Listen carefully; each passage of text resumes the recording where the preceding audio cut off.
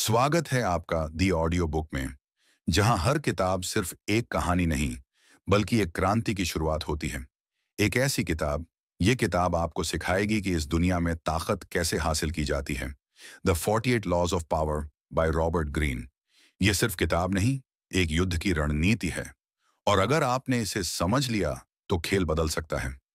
कभी सोचा है कि कुछ लोग इस दुनिया में ऐसे क्यों होते हैं, जो बिना जोर लगाए बस अपनी बात से, अपने अंदाज से सबका ध्यान अपनी तरफ खींच लेते हैं, जो मुश्किल से मुश्किल हालात में भी पावरफुल नजर आते हैं और बाकी लोग बस देखते रह जाते हैं, समझ नहीं पाते कि आखिर वो कैसे करते हैं। क्या ये सब किस्मत है, या फिर कुछ ऐसा जो हमें कभी सिखाया ही नहीं गया? पावर, ये शब्द सुनते ही हमारे दिमाग में कई तस्वीरें उभर आती हैं। कभी राजनीति, कभी बिजनेस, कभी टॉक्सिक रिश्ते। लेकिन सच तो ये है कि पावर हर इंसान की जिंदगी का वो अनदेखा हिस्सा है, जो हर रिश्ते, हर डील, हर बातचीत के पीछे चुपचाप काम करता है।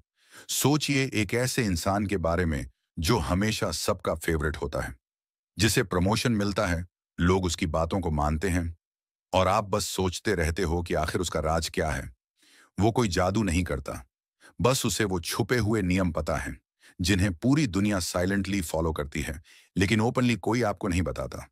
दुनिया कभी सीधी नहीं होती। जो लोग सीधे सीधे बोलते हैं, उन्हें अक्सर नजरअंदाज कर दिया जाता है, और जो अपनी चालें चुपचाप चलते हैं, वही असली गेम जीतते हैं। कुछ लोग चमक से जीतते हैं, कुछ फियर से, और कुछ मैनिपुलेशन को आर्ट की तरह जानते हैं। लेकिन सबसे बड़ा गेम चेंजर ये जानना है कि कब कौन सी चाल चलनी है। द 48 लॉज ऑफ पावर यही सिखाती है। ये कोई मोटिवेशनल कहानी नहीं, बल्कि एक रियलिटी चेक है। एक ब्रूटली ऑनेस्ट मैनुअल जो आपको पावर के वो सीक्रेट्स बताएगा, जिन्हें हम महसूस जरूर करते हैं, लेकिन कभी समझ नहीं पाते।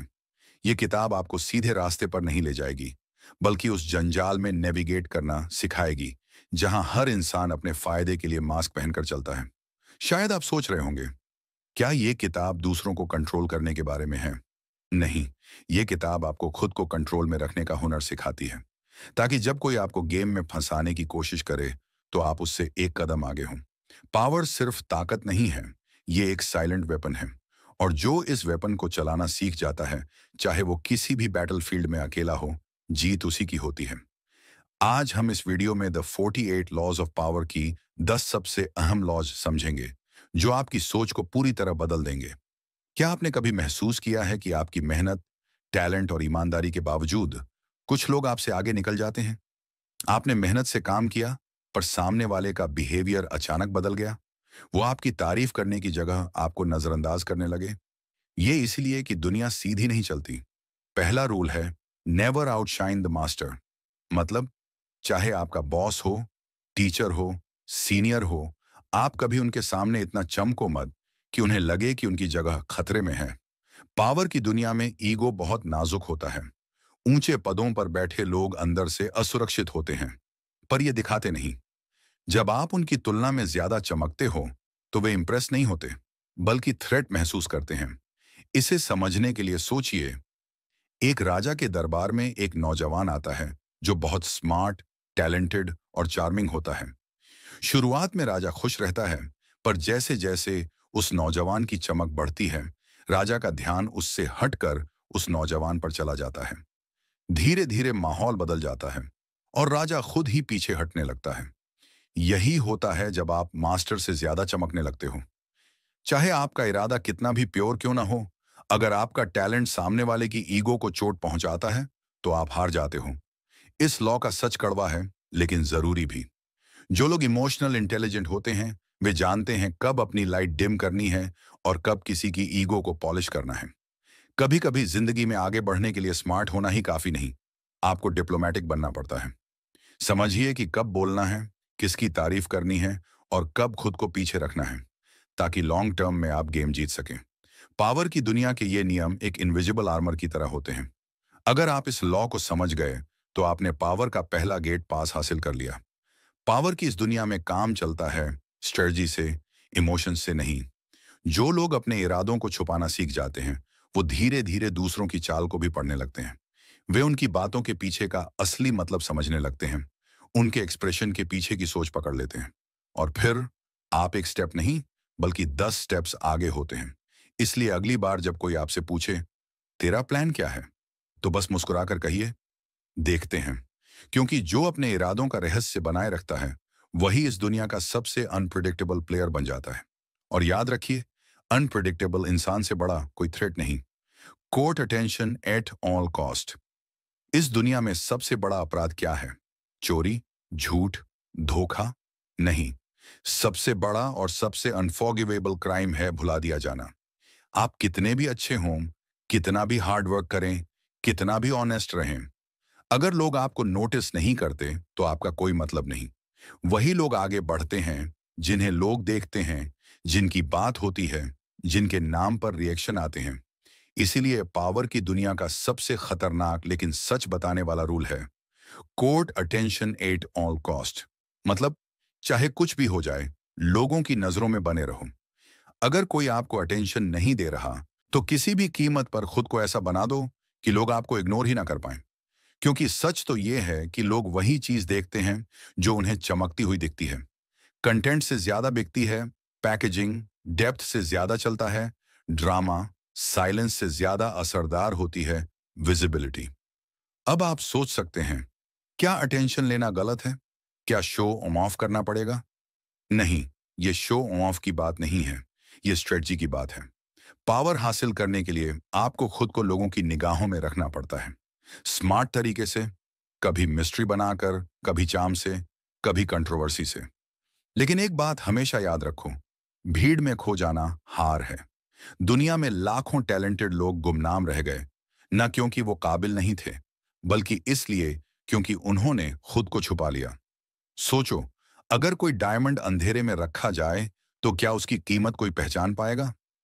इतिहास देखें, चाहे पॉलिटिक्स हो, बिजनेस हो, आर्ट हो या एंटरटेनमेंट, जो लोग पावर में आए, उन्होंने खुद को लोगों के दिमाग में ऐसे कार्व किया कि उन्हें कभी भुलाया ना जा सके।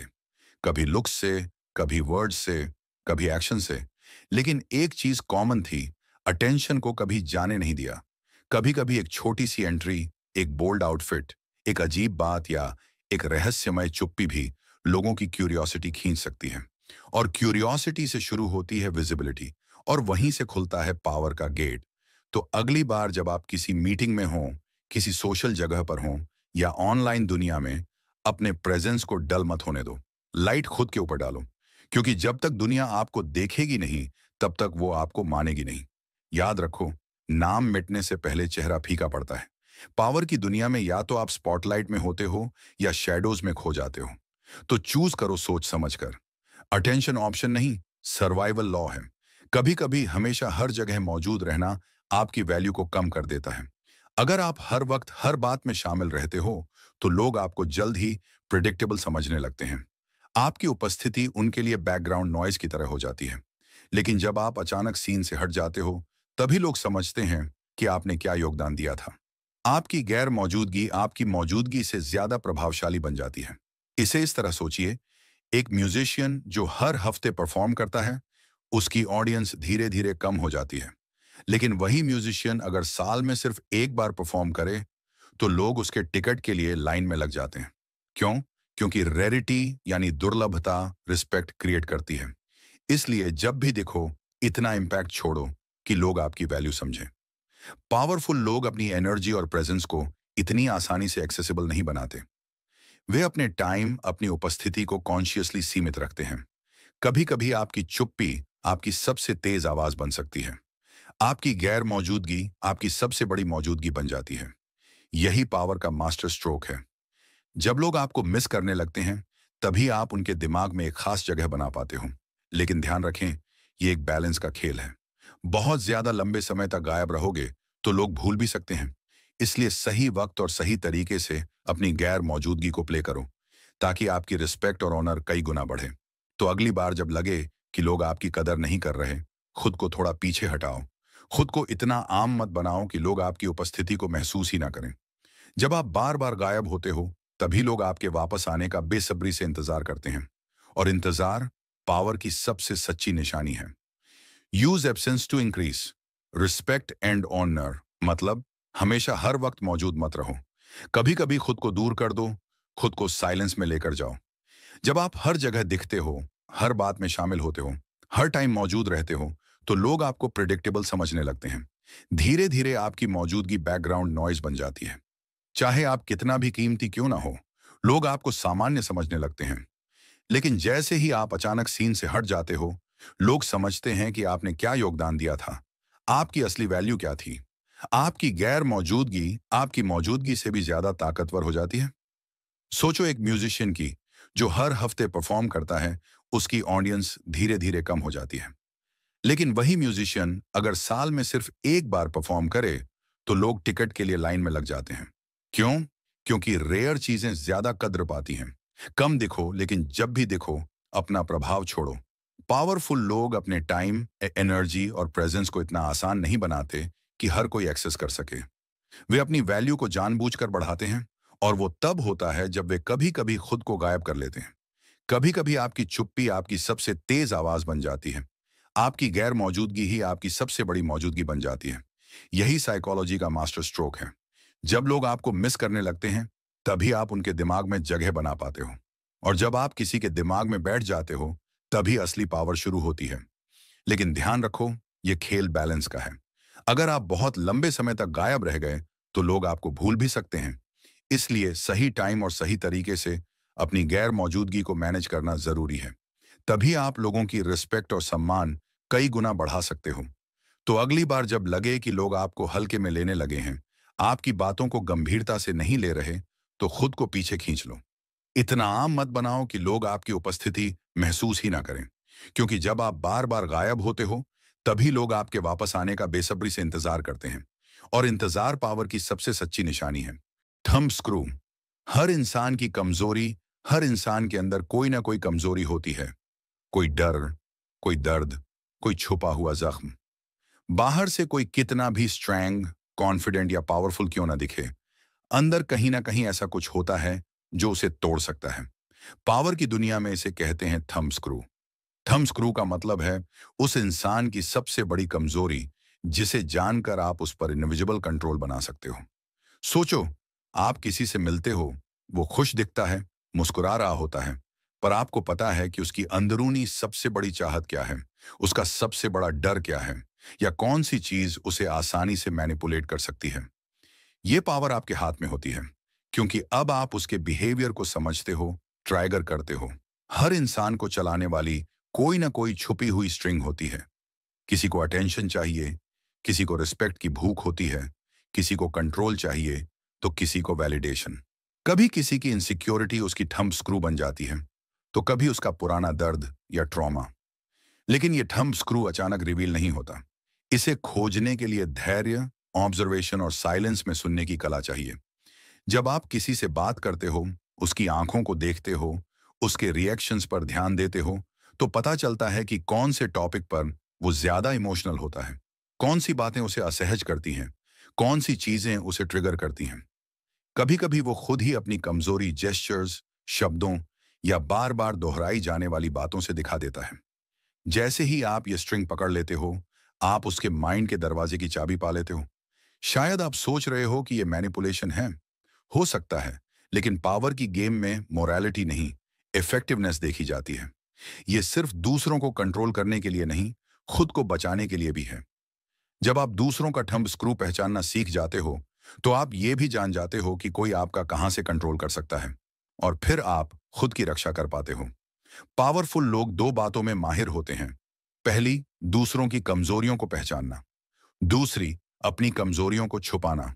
क्योंकि जो अपनी कमजोरी छुपाना जानता है और दूसरों की कमजोरी को पहचान कर उनका फायदा उठाता है, वही असली पावर हासिल करता है। तो अगली बार जब आप किसी से बात करें, तो बस उनके शब्दों को सुनने से काम मत चलाइए। उनकी थकान, उनके जज्बात, उनकी आंखों की बेचैनी को पढ़िए। क्योंकि वहीं छुपा होता है उनका असली थंब स्क्रू, उनकी कमजोरी। और वहीं से शुरू होती है आपकी असली ताकत। फ्लो से अलग बनो, अपनी खुद की स्टाइल में रॉयल बनो, अभिनय करो जैसे आप एक राजा हो। तभी लोग आपको वैसा ही ट्रीट करेंगे। याद रखो, कोई इंसान महल में पैदा नहीं होता, न उसके पास ताज होता है, न सिंहासन। फिर भी जैसे ही वह कमरे में आता है, उसकी मौजूदगी रॉयल लगती है। उसकी चाल, उसकी बात, सब कुछ अलग होता है। वो रॉयल नहीं था, पर उसने खुद को रॉयल बनने का फैसला किया। ये दुनिया की सबसे अंडर एस्टिमेटेड लेकिन सबसे शक्तिशाली लॉ है। Be royal in your own fashion, act like a king, to be treated like one.